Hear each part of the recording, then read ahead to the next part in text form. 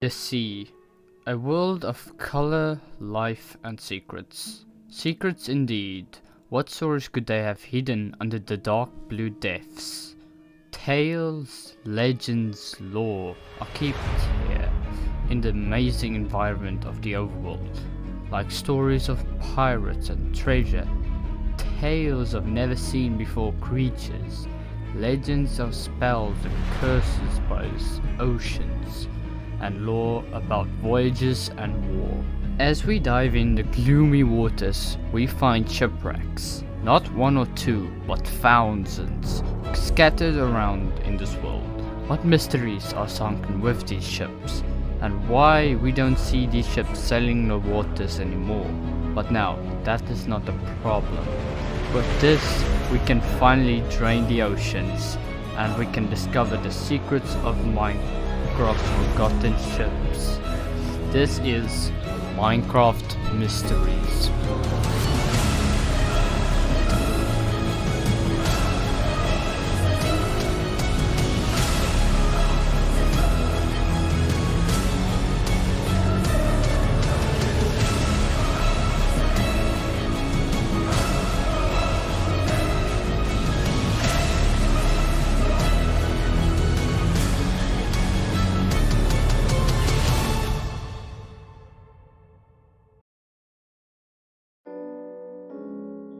In order to know who they were is actually a rule in archaeology in real life. The cargo, we see different types of items, artifacts and resources from different workstations. We see a lot of minerals like iron, gold, coal and diamonds that could came from the miners, wheat, carrots, potatoes and suspicious stew that could came from the farmers, and leather armor, feathers, rotten flesh and gunpowder from hunters.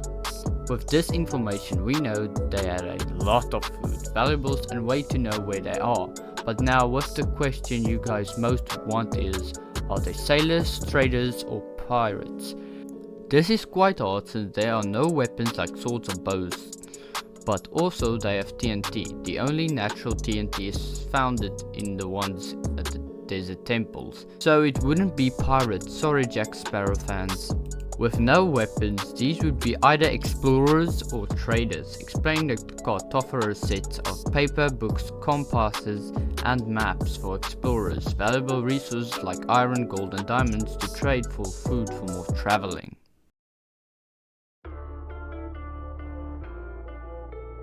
Now that we have the information of the cargo they are delivering and they were explorers and traders, then the questions of who they were working with appears. If you saw my video of the mine shaft, you would remember that I said these ships were very close but they didn't have any redstone.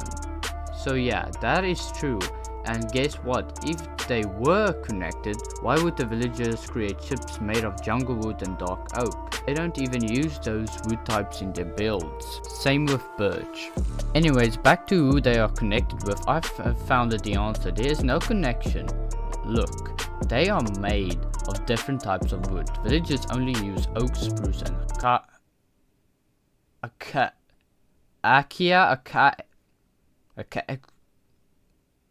please tell me in the comments how to say that. Villagers uses only birch and dark oak, so there is no one that is connected with the shipwrecks. This means these were groups of people exploring the world, trading their knowledge of ocean monuments and woodland mansions to cartographers for food, and also trading their valuables for things they need on their voyages, just like the Phoenician ports in 1000 BC.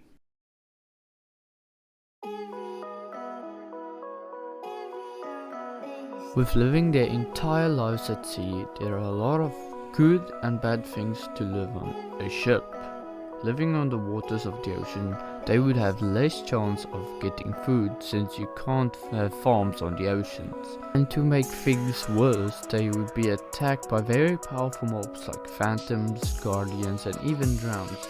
They have encountered more drowns than the other mobs and they got many rotten flesh in the chest, so at least they know how to fight. As these exploration and treasure ships travel more, word will spread about this money-making strategy. It would influence and inspire others and causing more and more ships to appear on the ocean. This could also lead to ships trading with each other on the sea, or could help other sailors if they get lost on the oceans. As they get more, they would soon realize that working together increases chances of success, finding new ocean monuments and woodland mansions, and decreases the chances of getting lost. This would create a dominant maritime power ruling the seas. They would combine the coast templates with their armor to identify them by their status, group, or power.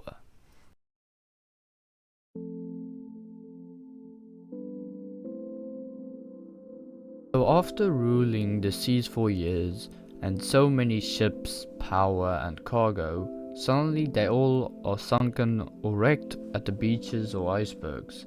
How could this happen? So with the influence of thousands of ships would make drowns more aggressive, since they find ships daily, and drowns are commonly founded by ocean ruins. So after thinking and researching, we've found the final answer. And no, it's not pirates, it was drowns, okay? Drown's aggressiveness was getting bigger and bigger, causing attacks on ships, causing the ships to sink to the bottom. That's why most shipwrecks are found close by ocean ruins, because they attract the attention of drowns. Drowns live at ocean ruins. That is their home place. Now these maritime powers knew this needs to stop, so they started taking action, creating a war. Yes, a war. That's why they have TNT, and most of the shipwrecks are destroyed in pieces. That's why they look like what they look now today. Now how did this war go for both sides? The drowns actually did better than the maritime powers, since the drowns, if they destroy about all those goods and valuables, will get lost at sea, and the fact that the drowns converts the people into zombie form means that they get more and more of their own kind.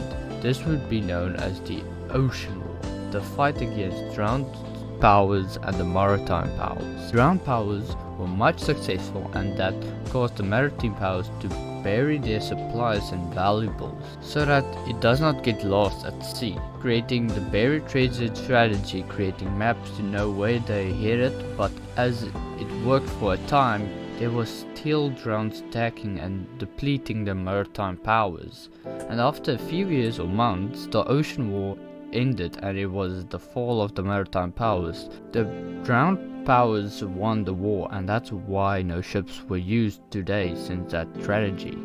But there's more question that remains still a mystery. What about the buried treasure chests? Why do they have water breathing? Why did they have certain resources that they hid from their ships? What were they planning? Would this have changed the war? And why does the cartographers still have the maps? Did they have just so many, or did this happen just a few years or months ago? And what about the heart of the sea? Did they know what to do with it? And where did they find this? No. The maritime powers would have an underwater war. Could this be that they would have won but failed? We might never know.